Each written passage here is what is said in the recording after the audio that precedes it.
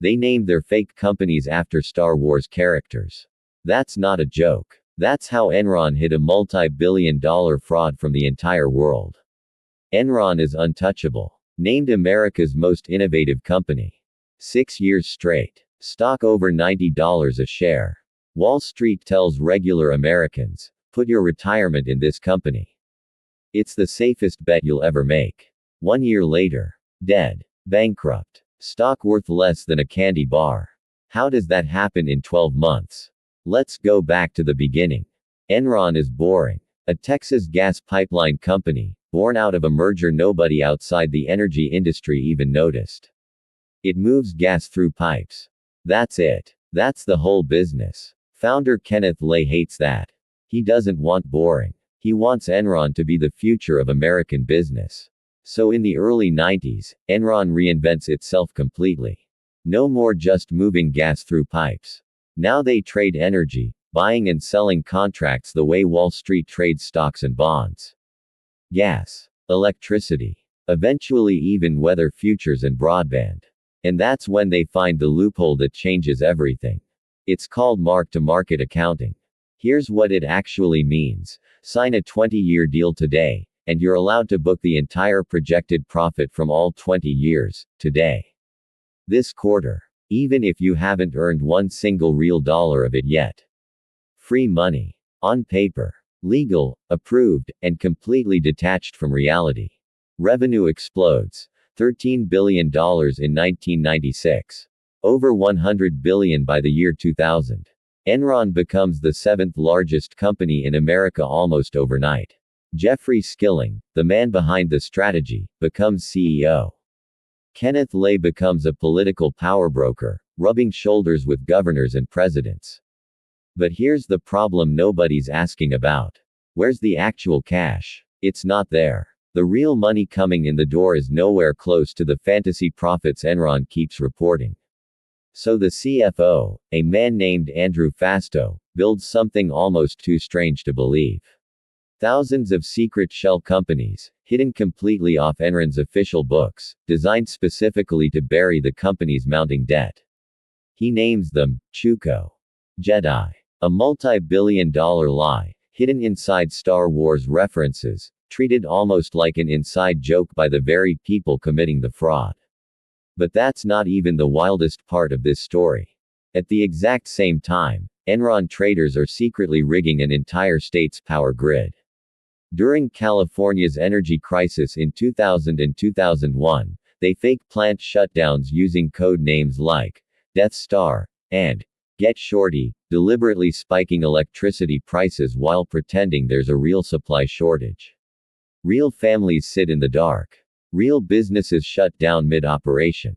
Real hospitals run on backup generators. And on recorded phone calls. Enron traders are laughing about it, including one infamous recording where they joke about pulling money from an elderly woman they nicknamed Grandma Millie. Back home in Houston, employees are told something completely different. Put your retirement savings into Enron stock. It's safe. It's smart. Executives say it in company meetings, again and again. Thousands of employees believe it. They put nearly everything they have into Enron shares. What they don't know, what almost nobody outside a small circle knows, is that while employees are buying in, the executives at the very top are secretly selling their own shares. Cashing out over $1 billion combined. All while publicly insisting, on record, that the company has never been stronger. One person is about to find out the truth. And what she discovers is going to bring down a lot more than just Enron. August 2001. An Enron vice president named Sharon Watkins stumbles onto something she wasn't even looking for. The hidden shell companies. The buried debt. All of it, laid out right in front of her. She does something almost nobody in her position dares to do. She writes directly to the CEO, Kenneth Lay, warning him in plain terms, this could all implode. He ignores her. Executives reportedly spend more time worrying about the risk she poses than investigating the fraud she just uncovered. 2 months later, it collapses anyway. Enron is forced to admit the truth publicly. Profits were overstated by hundreds of millions of dollars. Shareholder equity gets slashed by over $1 billion in a single announcement. Investors panic immediately. Credit agencies downgrade Enron's debt. The stock, once worth over $90 a share, crashes to under $1. In a matter of weeks. December 2, 2001. Enron files for bankruptcy. The largest corporate bankruptcy in American history, at that time. Over 20,000 people lose their jobs almost overnight. Their life savings, the retirement money they were told to trust completely, gone. But Enron wasn't the only one who fell. Their outside auditor, an 85-year-old accounting giant called Arthur Andersen, with 28,000 employees across the U.S., gets caught shredding thousands of documents connected to the case, trying to destroy evidence before investigators could see it. Convicted of obstruction of justice. Clients flee. Regulators pull the firm's license to audit public companies. Within months, an institution that survived the Great Depression and 2 world wars simply ceases to exist.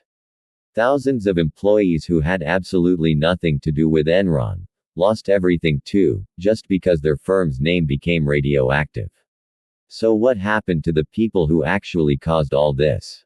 The CFO who built the fake companies, Andrew Fastow, cut a deal, testified against his former bosses, and served about 6 years in prison. The CEO who ran the trading empire, Jeffrey Skilling, fought the charges, lost, and was sentenced to 24 years. Later reduced on appeal. Released in 2019, after roughly 12 years behind bars. And the founder, Kenneth Lay, the man once photographed next to sitting presidents, the face of Enron's entire rise. Convicted on multiple counts in May 2006. 6 weeks before sentencing, while vacationing in Colorado, he died of a sudden heart attack. And because of a strange, little-known quirk in American law, when a defendant dies before final sentencing, their conviction gets automatically wiped out. Legally, on paper, Kenneth Lay died an innocent man. Despite the jury's verdict. Despite everything. Enron didn't just collapse a company. It rewrote the rules for every public business in America, forcing Congress to pass the Sarbanes-Oxley Act in 2002, one of the strictest corporate accounting laws in U.S. history. To this day, another Enron is the phrase every CEO in America fears most. This is the soul of America. Ambition without limits. And the price of chasing it too far.